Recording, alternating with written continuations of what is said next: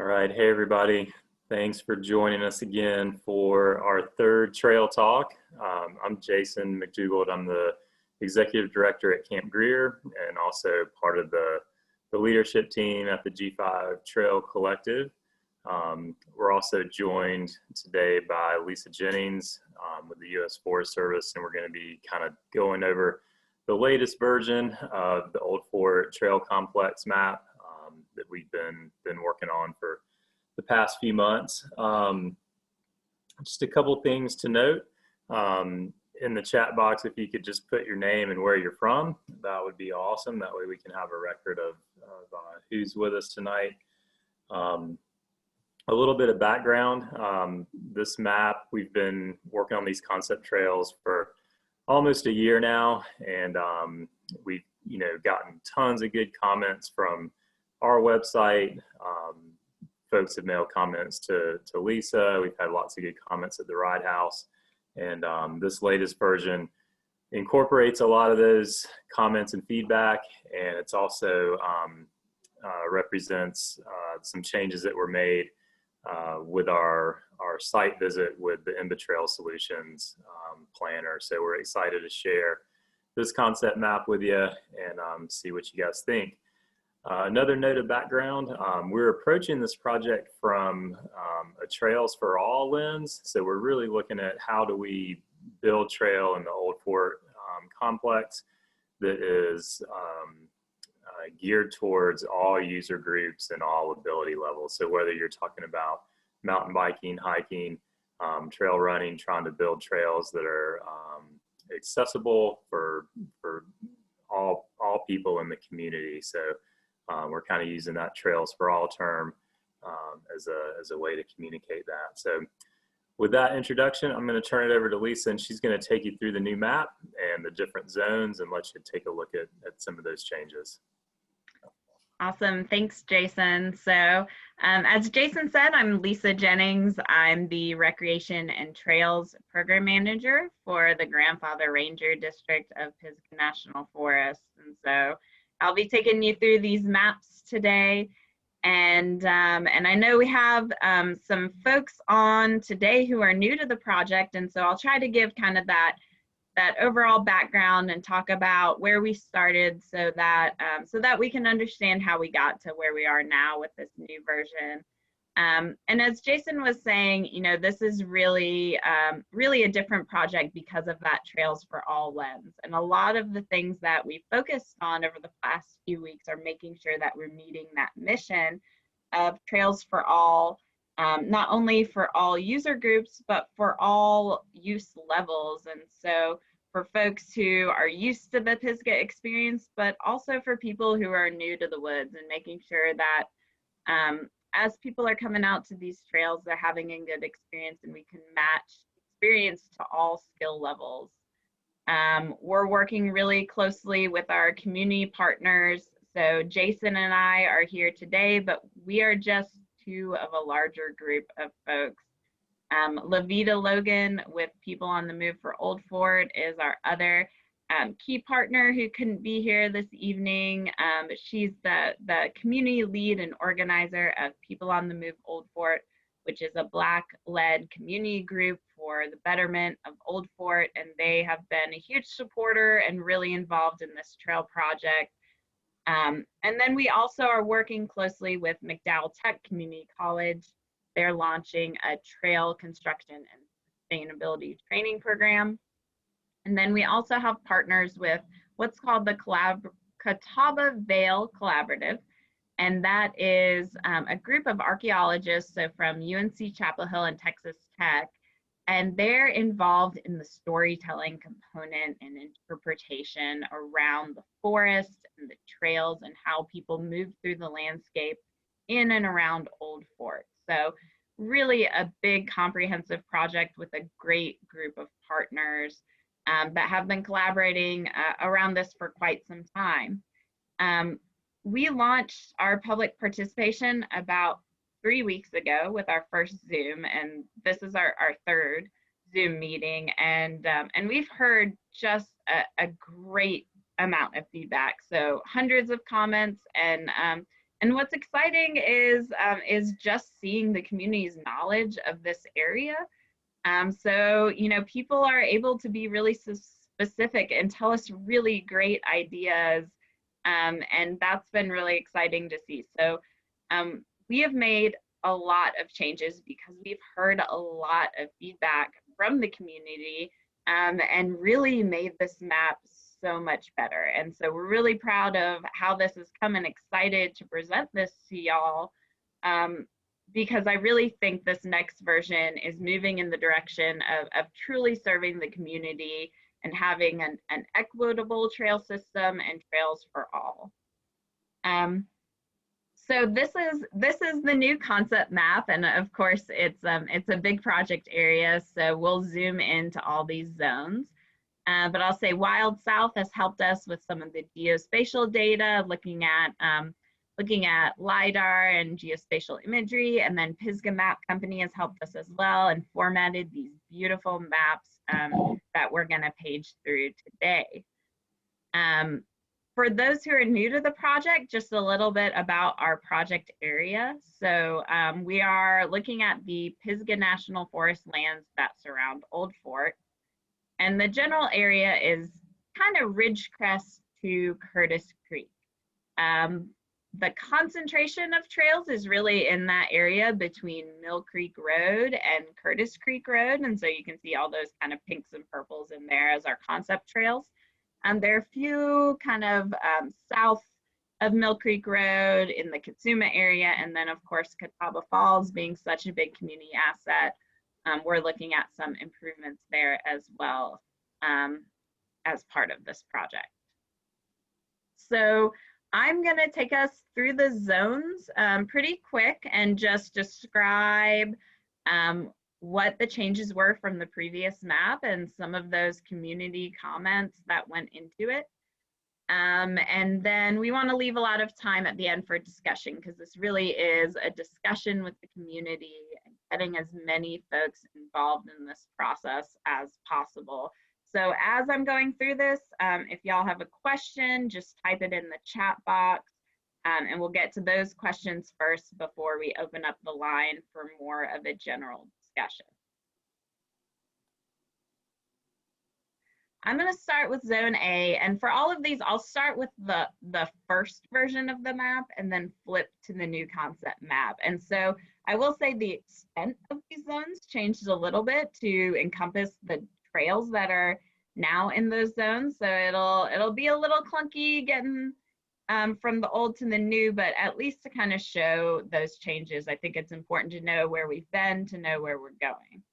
So this is what Zone A was, and here is the new Zone A. And I will pause and say one of the big changes in this concept map is that we have designated proposed use types for each trail. So hike, bike, or horse really as our three uses. And the blue dashed lines are bike and hike. The black dashed lines are hike only. And the kind of brownish red dashed lines are horse, hike, bike. Everything with the pink background is our proposed trails. The ones that don't have that pink background are trails that already exist on the ground.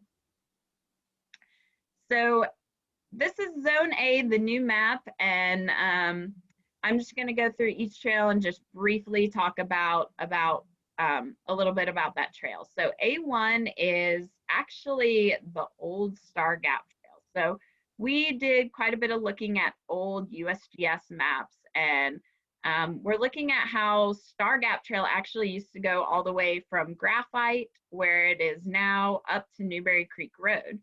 And we looked around in the woods a little bit, and it's actually on really good alignment in that area between Jarrett Creek Road. And so we're looking at bringing back that section of Star Gap. It was decommissioned by the Forest Service about 10 years ago, and I think this is a good opportunity to take some of it back and relocate the sections that were maybe not sustainable, and make that connection back to the creek and then back up to Newberry. A2 is the Heartbreak Ridge extension. This trail actually didn't change at all from the previous version. We're looking at hike and bike on that trail. That's the one that will basically take Heartbreak Ridge all the way from the Blue Ridge Parkway down to the Fauna Flora State Trail and into Old Fort. So you can get from the Parkway to Old Fort pretty much entirely on trail, which is, we heard a lot of really good feedback that people love that idea. A3 is the trail that it used to go all the way up Jarrett Creek and connect back to kind of where A1 comes in. And we heard some feedback from, folks. We have a private property in there, and also there's just a ton of dead hemlocks in that area. And so looking at a better option of just connecting A3 to the creek and crossing the creek to allow fishing access up on Jarrett Creek, but then connecting back to the Jarrett Creek Road area on the east side, of making that connection more for loops on that side. A4 is an entirely new trail, and this is one we heard a few comments on, and we're thinking like, wow, that's a great idea. Why didn't we think of that? It's basically a mountain bike trail that would come off Bernard Mountain Road, which is a year-round gated gravel road. Beautiful views up to the Blue Ridge Parkway off that road. And then it would connect down to the Point Lookout Greenway. And so it's about a 2.2 mile trail, and Bernard Mountain Road is like 1.75 miles. So we're looking at about a 4 miles from Mill Creek down to Point Lookout on that side. And the idea would be to have another option to ride when you're doing Kitsuma. So, and this trail would be like a little bit easier. So Kitsuma light, right? And you can get your feet under you on Kitsuma on Bernard Mountain and then go ride Kitsuma. So that's a cool new addition. A5 down at the Old Fort Picnic area stayed the same. That's designated as a hike-only trail. It's a short connection from the loop in the back of the picnic area up to 4026, which is Swannanoa Creek Road. We had somebody from Old Fort who said they went and walked up there and walked to the end of Swannanoa Creek Road, and it was beautiful, and that's a great idea, and that's the kind of feedback we love to hear on that. All right, so we're going over to Zone B, and Zone B, we basically went east towards Curtis Creek Road. This is what it used to be, and here is the new version. So we did move over the extent a little bit, and I'll talk us through the changes here. So the idea with Zone B was basically that this is kind of those mid-country intermediate loops. And we're focusing this area on really multi-use. So this is kind of the horse, hike, bike, longer loops. We asked some questions about what length loops do people like to do, and we pretty resoundingly heard from equestrians and mountain bikers that 10 to 15 miles was that sweet spot. So looking at trying to connect single track with Jarrett Creek Road to make those 10+ mile intermediate loops in this area. So I will say some of these trails, like this is the steep area. It is super steep here. And so in particular, these trails, I feel like will probably look a lot different when they are laid out on the ground. And we have a little bit of concerns about finding our way through some cliffy areas, but the concepts are here of where the connections are. And we have some great trail designers who will be working through this terrain to try to find those connections. So B1, B2, and B3 are really coming out of that Jarrett Creek parking area, which is just off the right side of this zone, connecting back up to Jarrett Creek Road, higher up along Deep Branch with some creek crossings that allow fishing access. We did hear a lot of comments about just liking fishing access to some backcountry areas. You can combine those trails with B4 to have a really nice loop back to Road 4030A, and that's about a 2.4 mile trail.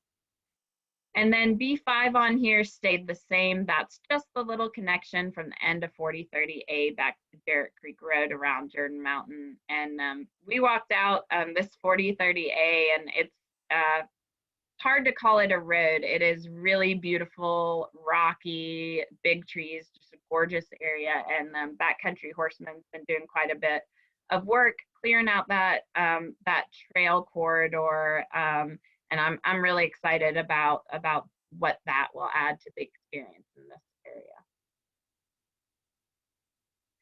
All right, so we're going to move to Zone C, which is up north towards the Blue Ridge Parkway. This is the old map, and this is the new one. So this is the area that that didn't change as much. But we'll talk through. There were a few things, and one is a big trail addition, and I'll start with that. It's C4. We heard from a lot of folks about a hike connection to Snook's Nose. There is already a trail along Horse Branch. It's actually a fire line that the Forest Service uses for prescribed burning. And we know that we're going to maintain that fire line no matter what. And also, when there's a good trail in the woods, people hike it. So it makes sense to adopt that into our trail system. But the fire line goes straight onto private at Newberry Creek. So our concept here is to wrap around the nose of that ridge, stay off private on the north side of the creek, and then cross the creek by the gate. The tricky thing here is going to be crossing Newberry Creek in a safe way. So that's something we'll have to spend some time looking at, how we can get across Newberry Creek up there on some rock hops that makes sense. And then I think this will be a really cool trail, a nice little creek walk, and then back up to Snook's Nose to make some access there.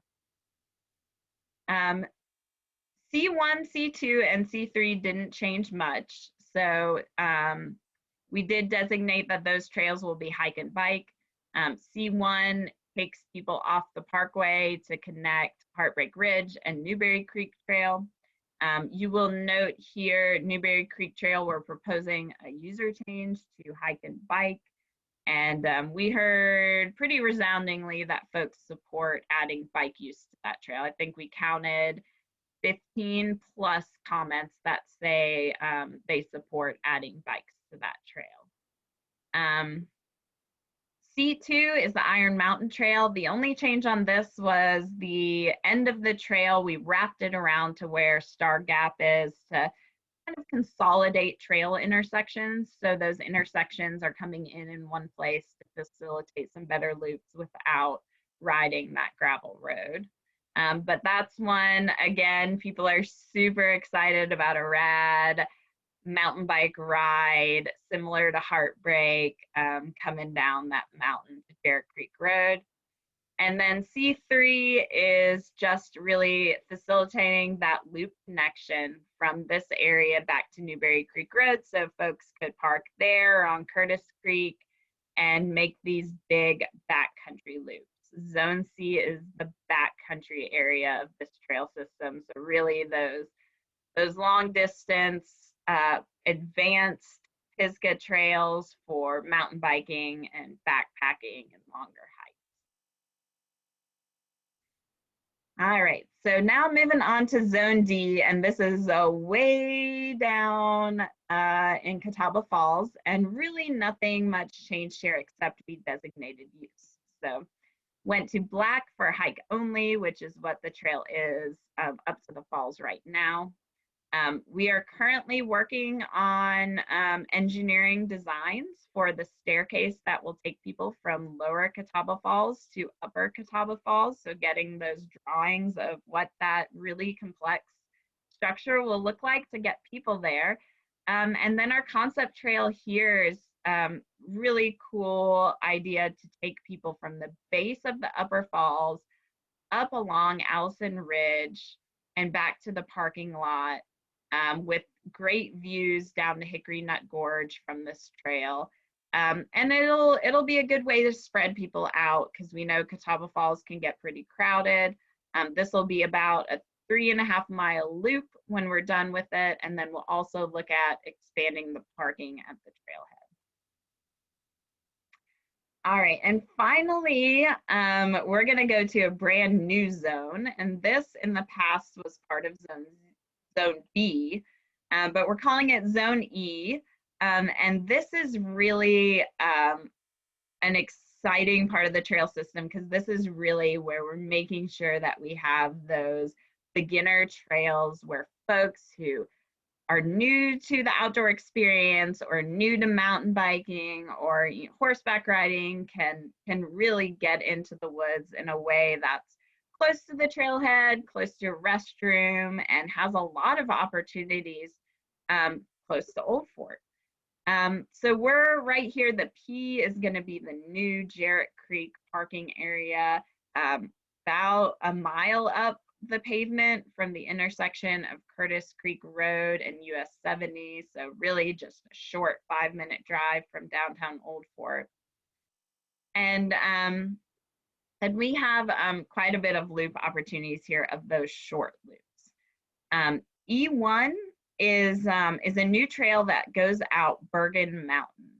And this is actually an old logging road. And traditionally, we try not to use old logging roads. We try to, just make the best path we can. But this trail is really going to be a cool opportunity to talk about the logging history in the area. And we're working with those archaeology researchers that we talked about to look at putting in interpretive materials at the end of this trail to talk about the history of the forest, maybe find a view spot out there as well, and have that out and back for all users to get out to Bergen Mountain as a destination point.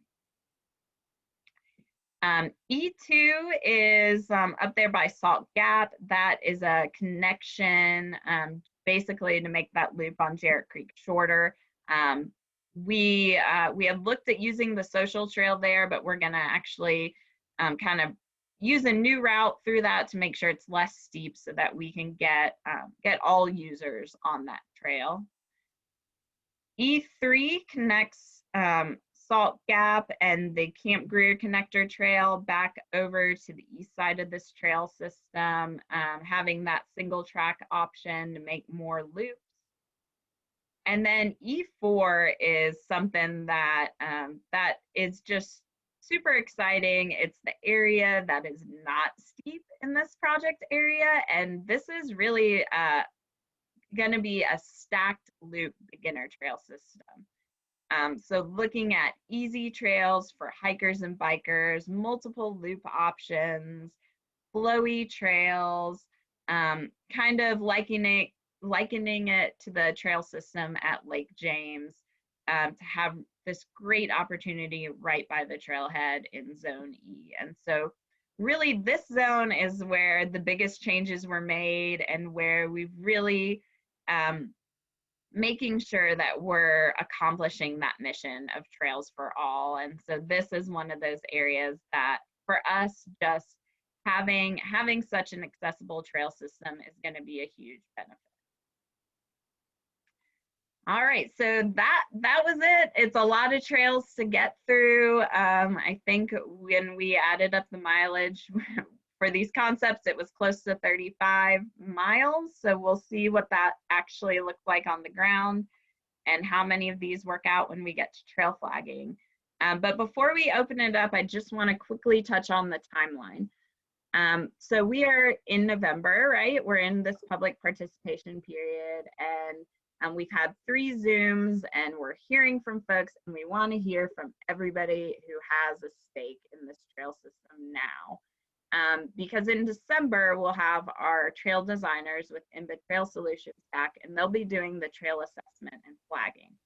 So the concept map we presented today, it's the second version, but it doesn't have to be the final version. We're still 100% open to making some of those changes. But once we get the trail designers on the ground, it makes it a little bit harder once those trails are flagged to make those changes. So really just putting out the good word, making sure that we get all the feedback we can, before they get out on the ground in early December. And we've got a ton of great feedback so far. So that's very encouraging. December, we'll do the trail flagging. And then in January, we'll come back with basically the project proposal. And we call that in the Forest Service the proposed action. So we'll go from the concept map to the proposed project area and those trail lines that were flagged. And we'll come back out with a more formal public comment period, which is typically 30 days. Then going out from there, just so y'all know, it'll take about 10 months to do the environmental analysis that we are held to do on federal lands to make sure that we are doing everything we can to protect the environment as we're putting in these trails. Hopefully have a decision that allows us to implement these trails in October timeline of 2021. And then thinking about putting new trail on the ground in winter 2021 going into 2022. All right, so I will quickly turn it back over to Jason to go over the ways you can make your voice heard, and then we will open it up for discussion. All right, thanks, Lisa. So lots of changes to the map. We're gonna leave the comment period open for another couple weeks, hoping that folks can kind of digest that and then send us their comments. The ways that you can do that are several. One, you can simply email Lisa, whose email is listed here. You can also go to the G5 Collective site. Under the Old Fort tab, there's a way that you can leave comments there. If you're looking for an actual physical map, we have copies that are printed at the Old Fort Ride House, and you're welcome to grab one there and leave your comments with the rangers at the Ride House. So yeah, thanks for joining us tonight, and we look forward to continuing the dialogue with this new concept map. Awesome, thank you.